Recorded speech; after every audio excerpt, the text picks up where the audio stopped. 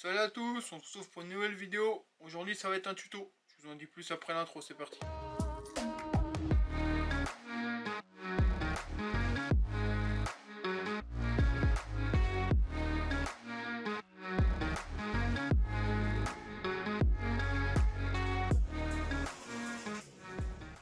Donc salut à tous, nouvelle vidéo tuto. Donc aujourd'hui on va s'attaquer à une pose d'un échappement double sortie sur une CRZ ERZ 250 et 150. C'est les mêmes motos de toute façon, donc le principe sera le même. Donc, il y a du boulot, faut pas croire que c'est très facile, mais si tu es un peu outillé et que tu es débrouillard, tu peux le faire, c'est pas le problème. Je vais vous faire le tuto complet. Donc on a acheté, donc moi il est déjà sur ma moto, c'est pour ça que je pouvais pas vous mettre de photos de la ERZ en ce moment, parce que bah forcément vous l'auriez vu. Donc, je vais vous montrer la ligne, c'est une ligne de CRF 230F, double sortie. Donc à la base ça se monte sur les Honda 230 de chez Honda quoi, les CRF. Donc c'est une ligne double sortie qu'on va adapter à l'ERZ. Il n'y a pas trop de modifs, la ligne elle se monte, le collecteur il se monte, etc. Sauf qu'il faut qu'on fasse un raccord avec un manchon pour adapter les cartouches. Et il faut réduire à l'arrière, il faut le raccourcir pour que ça s'emboîte dans le châssis sans que ça touche le pneu et faire les pattes de fixation qui sont derrière. Donc là ça peut vous paraître compliqué, mais non. Je vais vous montrer tout ça. Là, la ligne, c'est une ligne qu'on a achetée sur Ali. Donc là, c'est pour Cédric, hein, parce que moi, elle est déjà sur ma moto. C'est pour Cédric. Donc la ligne livrée complète, c'est environ 150 balles, quoi. 150 la ligne, et puis, ouais. Moins de 200 €, voilà. Donc pour certains, ça peut paraître cher, mais la finition, elle est top. Et si vous voulez mettre une ligne sur le RZ, malheureusement, une belle ligne double sortie, c'est les seules solutions qu'il y a, c'est qu'il faut mettre 200 balles dans une ligne. C'est comme ça, on ne pourra pas trouver des lignes doubles à 40 balles sur elle, il faut pas rêver, hein, il n'y en a pas. Donc moi je fais en sorte de vous trouver des pièces qui se montent. Alors là il y a un coût, hein, 200 €, après il y a 2-3 manchons à acheter, ça va vous coûter 5-6 balles. Après c'est du poste à souder et une disqueuse quoi, et de débrouillard. Donc je vais vous montrer la ligne, comment elle est livrée. Et je vais vous expliquer étape par étape comment l'installer sur la CRZ. Allez c'est parti, déjà je vous montre ça. Donc nous voilà, donc voilà comment c'est livré, donc on avait déjà ouvert. Donc Cédric va vous montrer. Donc les cartouches. Voilà, petite cartouche, bien sympathique.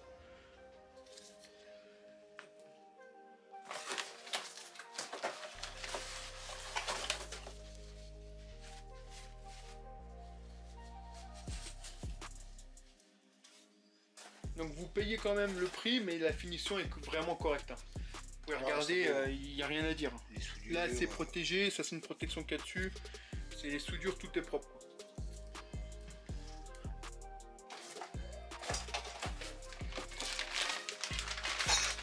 Donc après la ligne en elle-même, hein, enfin le collecteur.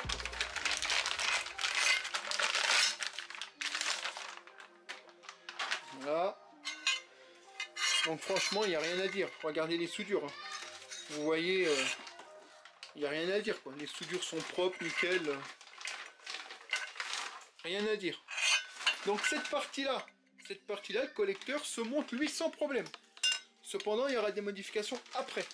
Ça, je vais vous montrer, on va vous en parler. Donc après, on a la deuxième partie. Donc ça, c'est une partie qui va aller à l'arrière. En fait, c'est les cartouches. Hein. Alors, je sais plus exactement comment ça va. Il me semble que c'est comme ça. Oui, mais on le mettra après, c'est pas grave. Si c'est pas comme ça, c'est comme ça. Enfin, je sais plus.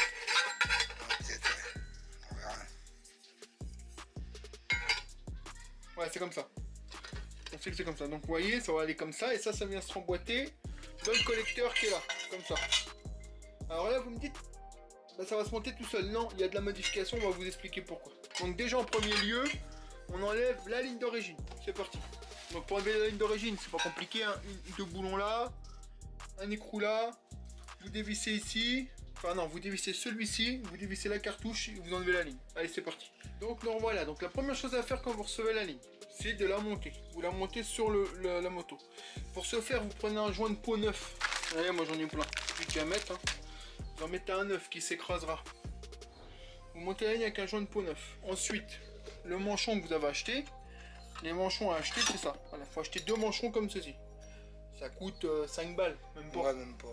Sur Ali. Donc vous prenez ça. Je vous donnerai les diamètres dans la vidéo, vous inquiétez pas. Vous le prenez. Il faut faire un raccord en fait. Parce que sinon la ligne ne se monte pas. Il faudra l'emboîter comme cela. Voilà, vous l'emboîtez. Bon bah là je vous le mets à l'arrache. Ensuite, on va calculer ce qu'il faut qu'on laisse. Pourquoi on met ça? Parce qu'en fait, il faut qu'on emboîte la ligne, quoi, le reste de la ligne dedans. Pourquoi on ne le met pas directement dedans? Parce que la ligne là, elle n'est pas conçue pour la moto là. Donc elle est trop courte. Donc en fait, on se fait un raccord pour qu'on puisse l'emmancher dedans. Alors là, c'est pareil. Là, vous vous dites, ça va pas être du même diamètre. Mais si, parce qu'après, on recrée une bague avec la deuxième là, on va la couper. On va recréer une bague qu'on va souder là-dessus, ici. Alors, on va vous montrer. Première chose à faire, c'est qu'il faut que je soude ça au tube d'échappement. Donc là, on va le mettre. On va regarder. Vous regardez comment ça tombe. Hein. Ensuite, vous pointez dessus. Une fois qu'il est pointé, vous le renlevez, vous le soudez. Donc là, la première chose, c'est qu'on va pointer le manchon. Mais pour le pointer, il faut déjà regarder comment ça tombe derrière. Sinon, ça ira pas. Donc on va regarder comment ça tombe. Ensuite, on pointe. C'est parti. Donc me revoilà. Donc moi, j'utilise un poste à souder Smart Mig. Avec du gaz, avec un apport de gaz. Pourquoi? Ça fait des soudures vraiment nickel. Alors je suis pas un pro de la soudure, hein. J'aurais pas des soudures dignes d'un carrossier. Hein. Mais par contre ça tient et ça bouge pas. Hein. C'est un poste qui fait très bien son travail, donc il n'y a pas de souci. Donc maintenant, vous mettez la masse, je vais le pointer un point de l'autre côté. Et après je démonte et je fais tout le tour en fait. Donc c'est parti. Donc là, voilà, j'ai mis un point de soudure, enfin deux, juste pour qu'il tienne. Vous avez vu, c'est propre. Maintenant, je vais le démonter, je vais faire tout le tour. C'est parti. Alors ça, il va falloir le raccourcir ici, parce que là en fait il est trop large. Donc il vient taper, ça passe pas, donc il faut le raccourcir ici. Pour faire ça, Cédric, en fait, ce qu'il va faire, c'est qu'il va le démancher. Et il va couper, je sais plus c'est quoi que tu coupes, Cédric. Il va couper là en fait, il va raccourcir là pour que le manchon là rentre plus loin en fait.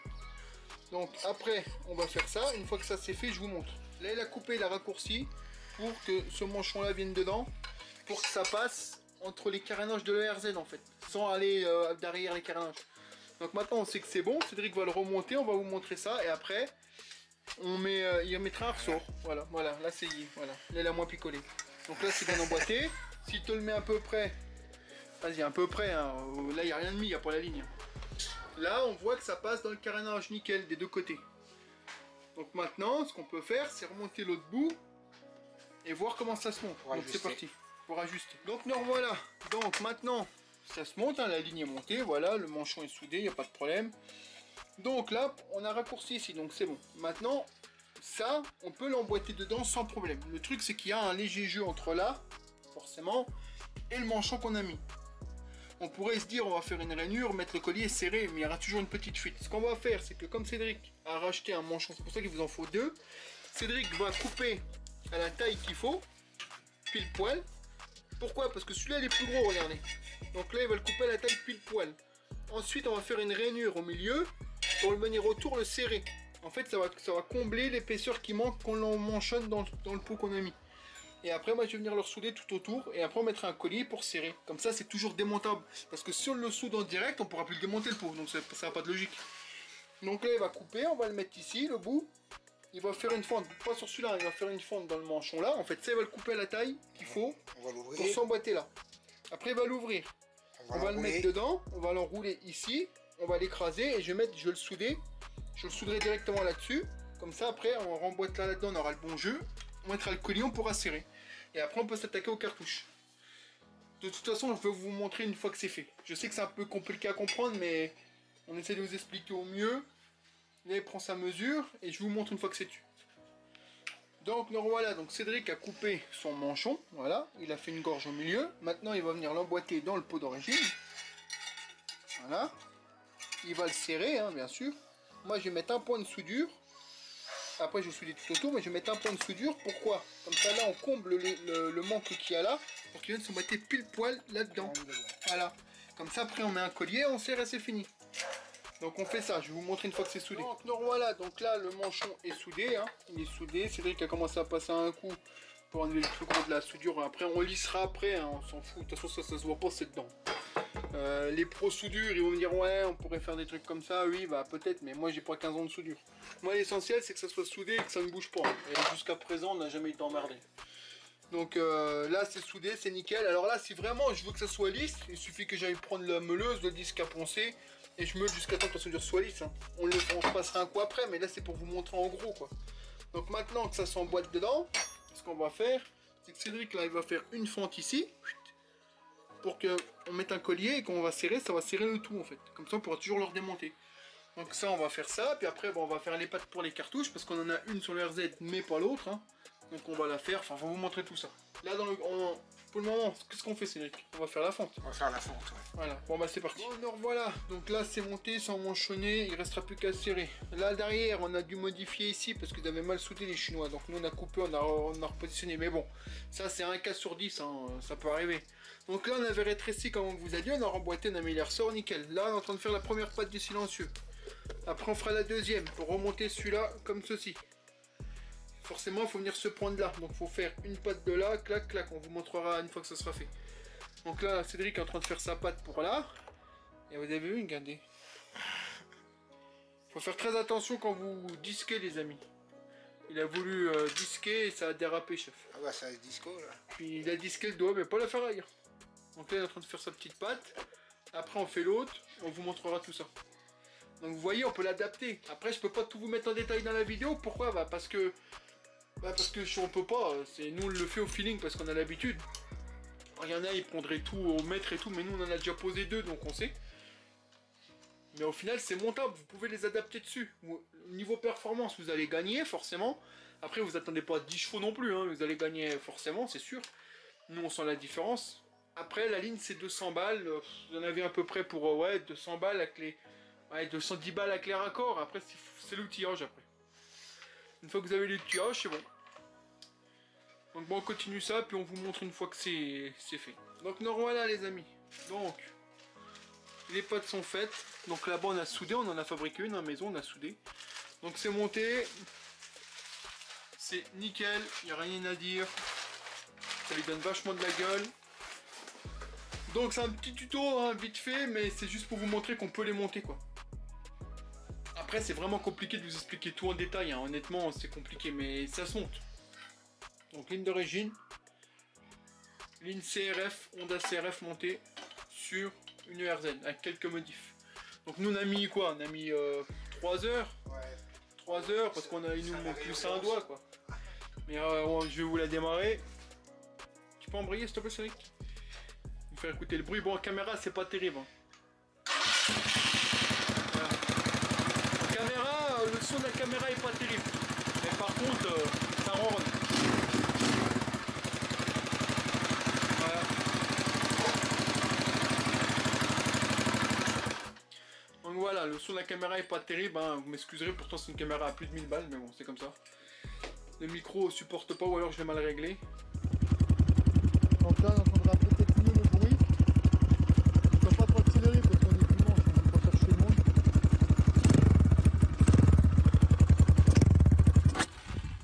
On se rend bien compte que puis elle est froide.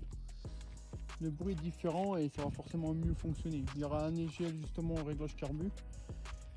Mais on voit que ça se monte hein, avec un peu de modif, on arrive à le monter hein, sans aucun problème.